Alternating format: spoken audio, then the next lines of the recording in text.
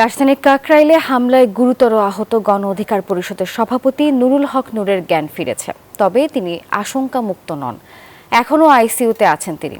সকালে ঢাকা মেডিকেলে নুরুল হক নূরের শারীরিক অবস্থা দেখে সাংবাদিকদের এই কথা জানান গণ অধিকার পরিষদের উচ্চতর সদস্য আবু হানিফ। জানান, গতকাল আইন শৃঙ্খলা বাহিনীর সঙ্গে মিলে বহিরাগতরাও হামলা চালায়, তাদের খুঁজে বের করা হবে। এই হামলার সাথে ছাত্রলীগ যুবলীগের কর্মীরা জড়িত থাকতে পারে বলেও জানিয়েছেন তিনি। শুক্রবার রাতে রাজধানীর কাকরাইলে আইন শৃঙ্খলা বাহিনীর সঙ্গে গণ অধিকার পরিষদের সংঘর্ষে সংগঠনটির সভাপতি নুরুল হক নূর গুরুতর আহত হন। পরে তাকে ঢাকা মেডিকেল কলেজ হাসপাতালে ভর্তি করা হয়। এদিকে হামলার প্রতিবাদে আজ সারা দেশে বিক্ষোভ মিছিল ও সমাবেশ কর্মসূচি ঘোষণা করেছে দলটি।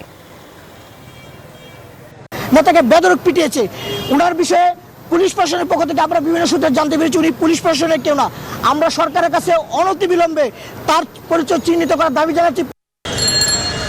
সর্বশেষ যে অবস্থা তার জ্ঞান ফিরেছে, যেটি আপনি সংবাদেও বলছিলেন, একই সঙ্গে তার অবস্থা এখনো আশঙ্কাজনক। কারণ জানেন, গতকাল তিনি আহত হন, তার মাথায় আঘাত লাগে, তার মাথায় রক্তক্ষরণ হয়, তার নাক ফেটে গেছে এবং তার চোয়ালে আঘাত রয়েছে। এখনও তিনি আইসিইউতে ভর্তি রয়েছেন, সেখানে তার চিকিৎসা চলছে এবং ঠিক 12:30টার দিকে ডাক্তাররা একটি প্রেস ব্রিফিং করবেন, সেখানে তার শারীরিক যে অবস্থা সেটি তারা জানাবেন। একই সঙ্গে যেটি জানতে পারছি যে 12টার দিকে বিএনপির নেতা ডক্টর মঈন খান এখানে আসবেন, তিনি তাকে দেখতে আসবেন।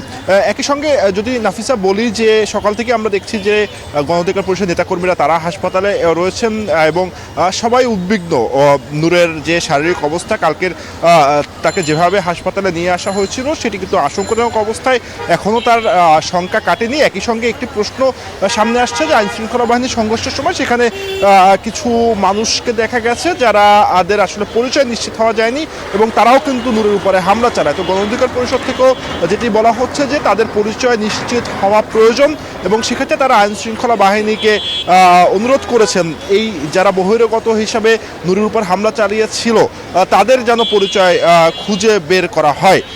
এবং একই সঙ্গে তারা যেটি বলছেন যে অতি উৎসাহী হয়ে কেন আইন শৃঙ্খলা বাহিনী এভাবে তার উপরে হামলা চালানো, সেই বিষয়টি যেন তদন্ত করে ব্যবস্থা নেওয়া হয়। এবং জানেন যে আজকের কিন্তু সারা দেশে বিক্ষোভ কর্মসূচি রেখেছে। একই সঙ্গে বিকাল 3টায় দলীয় কার্যালয়ের সামনে গণ অধিকার পরিষদের একটি সভা রয়েছে। তো এই ছিল আমার কাছে সর্বশেষ তথ্য যে ডাক্তাররা 12:30টায় যখন ব্রিফিং করবেন তখন আসলে আরও তার শারীরিক অবস্থা সম্পর্কে বিস্তারিত জানা যাবে। তো নাফিসা।